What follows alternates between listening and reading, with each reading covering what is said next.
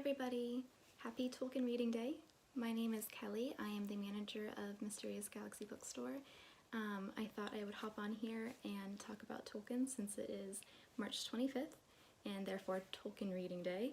March 25th is the day that the ring fell into Mount Doom and was destroyed, so it is kind of a very good excuse to celebrate good versus evil, reading books about good versus evil, and just celebrating one of the masters of fantasy books.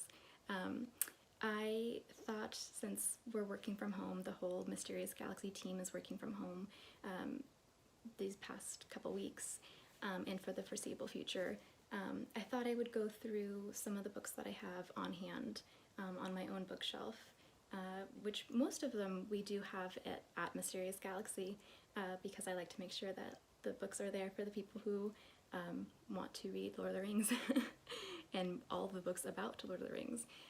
This is my shelf of Tolkien. Could be bigger, could have more books. I do think that this is pretty good for me.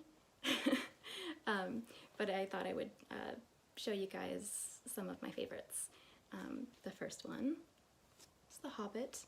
I'm sure I don't have to go too much into detail on this book. It's a really wonderful story, a really great starting spot to dive into Tolkien. I like this edition. Something you might not know about this edition when you see this in stores.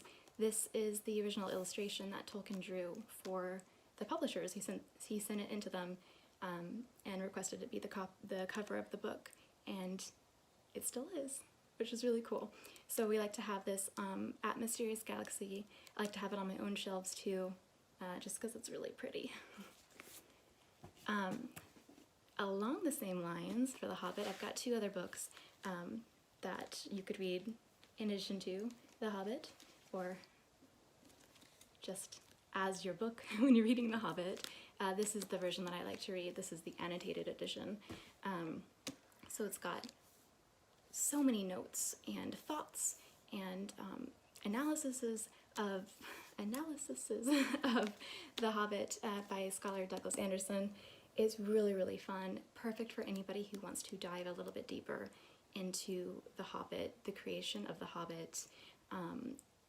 One of the really cool things about this book is it has illustrations from around the world for The Hobbit. I obviously have gone through it a few times. I really like recommending. It's a perfect gift. It's good. We have it at the store. We have it available to order right now. You got nothing but time. You can keep reading those notes. The third book is Exploring J.R.R. Tolkien's The Hobbit by Corey Olsen. Corey's a wonderful scholar. He was actually my professor when I studied Tolkien and fantasy literature for my master's degree, which is a thing. It's awesome. This book is kind of like a slow read-through of The Hobbit. He goes chapter by chapter, just talking about what's happening, character motivations, bigger themes in the story. It really, really is a lovely, lovely companion to reading The Hobbit, and I very much recommend it. It is available in paperback now, but we usually have a copy on hand, and we should be able to send you a copy if you want to get one. Next books are Lord of the Rings, which I don't have mass market editions of, but I do have a couple hardcover sets that I just adore. These are the first ones that I was given. I think they're still available to order. These are illustrated by Alan Lee, who, if you don't know, he helped design the look and feel of the Lord of the Rings movies. Won't go too much into detail about the Lord of the Rings because I'm sure you know about that. Although I could keep talking. The book I do like to recommend, though, you might not know about, is this one right here, Return of the Shadow. This is the early manuscripts and drafts and versions of Fellowship of the Ring, which is so freaking cool. I love recommending this. A lot of people don't know that it exists, but reading the early drafts of the Lord of the Rings is such a delight. It's really, really great for anybody who has read Lord of the Rings over and over and just wants something a little bit different. the main character of the Lord of the Rings was going to be named Bingo. Yeah, kind of crazy. I'm glad he changed that. Originally Aragorn was named Trotter. He was a hobbit named Trotter, and he had these little wooden shoes that he would just kind of trot around in. It's really fascinating to see Tolkien embellish on his work and kind of discover that there's more to this story, more than just it being a sequel to The Hobbit. Started adding elements of his mythology and legendarium and developing characters, and of course Aragorn turned out to be King of Gondor, but if he started off as a hobbit, it's just fascinating to see. It is not a short read, and it is just one of a few different drafts of Lord of the Rings. It is so well worth it though. It is so much fun. I really, really like to recommend this. We usually have it in stock, and we could probably get this to you right now. And this book, Silmarillion, again, probably most of you know what this is. This is the mythology of Middle-earth. It's the early story of the elves. You get to know Elrond and Galadriel and all that sort of stuff, all those sorts of characters, and of course many, many more. It is a beautiful piece of fiction, and don't be scared by it. It took me 3 times to read it, in that I'm a huge Tolkien fan. It still took me a while, so if you are struggling through it, do not be afraid. Keep going.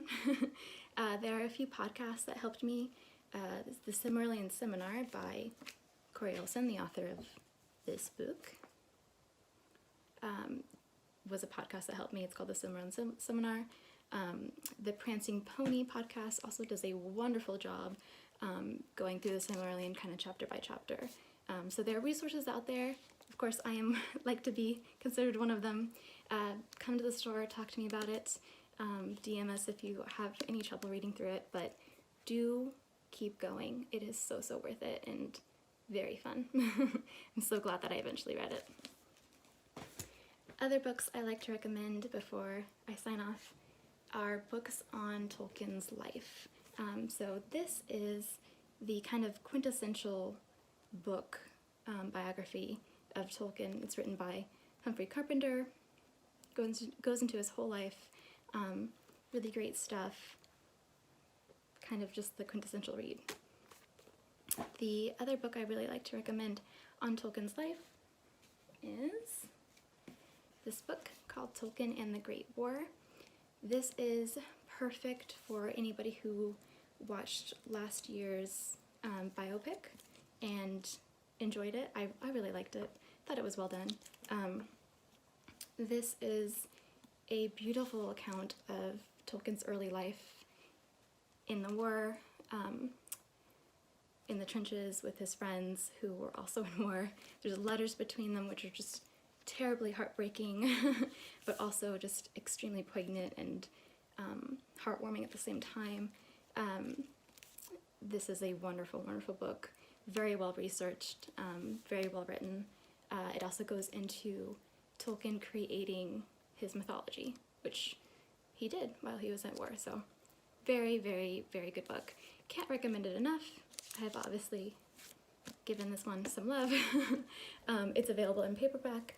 We usually try to keep it in Mysterious Galaxy, and we can get it to you now. We have paperback versions. Another one that I like to recommend on a sort of happier note in Tolkien's life is, you might not know that he was friends with C.S. Lewis, the author of the Chronicles of Narnia. They were friends for a long time, and you can sort of see this a little bit better. They were friends, and they inspired each other, encouraged each other, and wrote together. And this book, by Diana Glyer, goes into their friendship, their how they inspired each other, how their stories helped shape their own lives, their own stories, their own creative works. It is a beautiful book, and I highly recommend it. I could go on. I could keep talking, but I won't talk your ear off. I'm already at the 10-minute mark, so if you've watched this far, thank you very much. If you have any questions about Lord of the Rings, Tolkien, or anything like that, let me know. I hope you're having a very safe and healthy and relaxing day. Thanks, guys. Bye.